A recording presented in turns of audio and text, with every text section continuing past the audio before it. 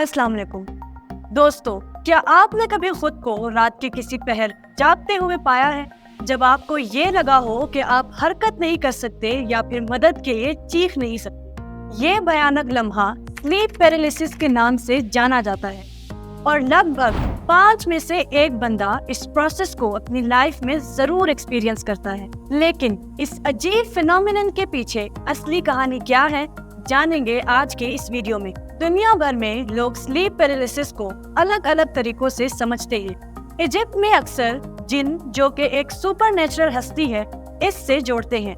Italy में लोग इस वक्ती फालिज को एक चुड़ैल के वजूद से जोड़ते हैं। साउथ अफ्रीका में इसे काले जादू से जोड़ा जाता है, जबकि टर्की में मिस्टीरियस कराबासान को स्लीप पैरालिसिस की वजह माना जाता है और डेनिस वाले इसे स्ट्रेस जैसे फैक्टर्स से जोड़ते हैं। लेकिन दोस्तों, इन तमाम कल्चरल सुपरस्टिशंस को साइंस नहीं मानती। तो चलिए स्लीप पैरालिसिस के मैकेनिज्म को समझते हैं और जानते हैं कि साइंस इस बारे में क्या कहती है।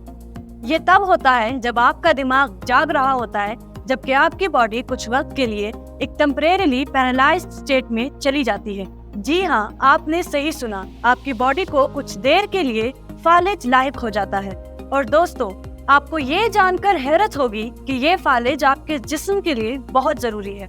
हमारी नींद के मुख्तलिफ स्टेजेस होते हैं। इनमें से एक है रैपिड आई मूवमेंट स्लीप, जिसे रेम स्लीप भी कहा जाता है।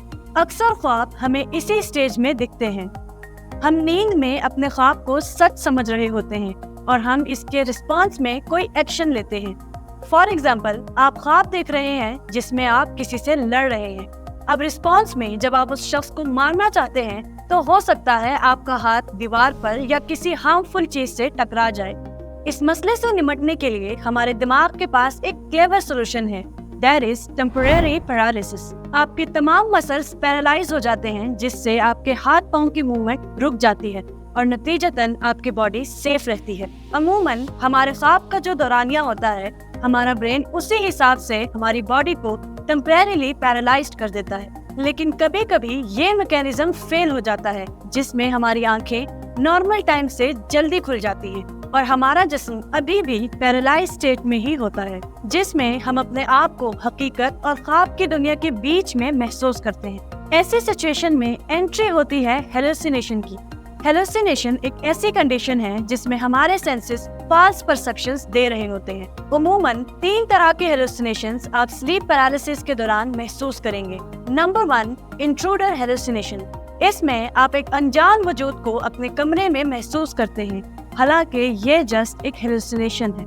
नेक्स्ट है चेस्ट प्रेशर हेलुसिनेशन। इसमें आपको अपने चेस्ट पर एक अजीब तरह का दबाव महसूस होता है, जैसे कोई आपके सीने को दबा रहा हो। सांस लेने में दिक्कत महसूस होती है। अमूमन ये वाली हेलुसिनेशन इंट्रूडर हेलुसिनेशन के साथ साथ चलती है। आसान लफ्जों में आपको ऐसा लगेगा कि वही डेंजरस इंट्रूडर आपके सीने पर बैठा हुआ है, जिसकी वजह से आपको सांस लेने में मसला पेश आ रहा है। लास्ट टाइप है आउट ऑफ बॉडी हेलुसिनेशन, जिसमें आप खुद को यानी आपकी रूह को अपने जिस्म से निकलते हुए देखते हैं, यानी आप किसी ऊंचे मकाम से अपने जिस्म को देख रहे होते हैं। लेकिन दोस्तों, परेशानी की कोई बात नहीं, ये सब हेलुसिनेशन है, हकीकत नहीं।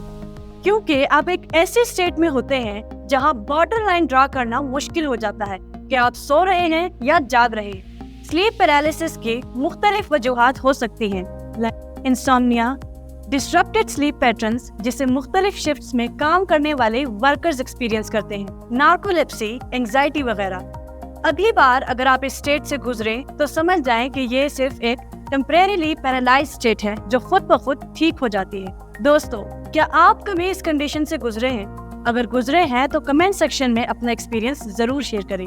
वीडियो को लाइक, शेयर और चैनल को सब्सक्राइब जरूर करें। अल्लाह निगहबान।